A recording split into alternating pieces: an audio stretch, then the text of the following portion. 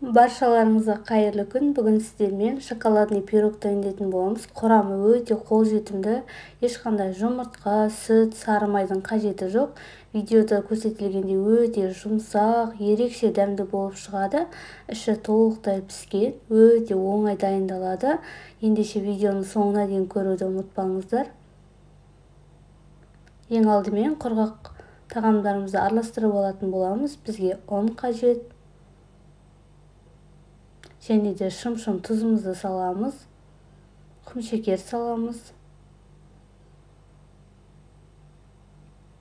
Және де какао саламыз. Какаоның дәмді жақсы болғаны дұрыс. Сонда біздің пирогымыз өте дәмді шығады. Енді разделитель саламыз. Арзан какао қолданбаңыздар. Осылай барлығын жақсылап араластырып алатын боламыз. Толықтай араласуы қажет.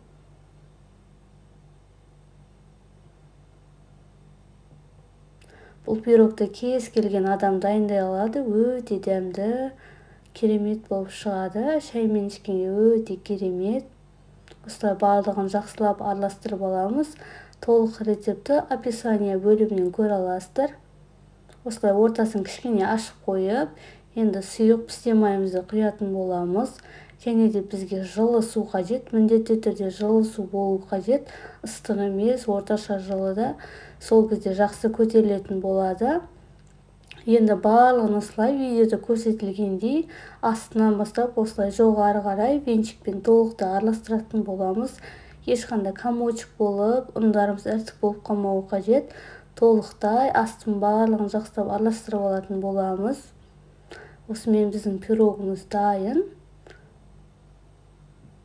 Өте қолжетімді заттар.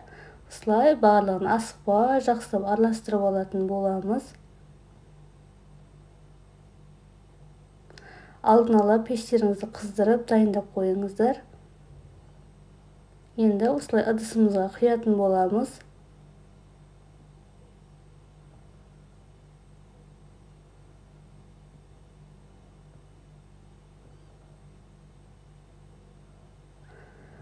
Осымен дайын пирогымыз.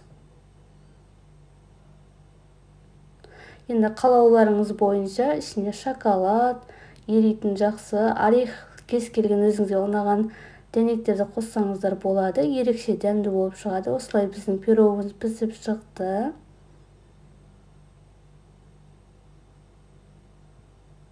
Осылай керемет дәмді болып шықты. Үйдегілерге өте қатты ұнады, балаларға да.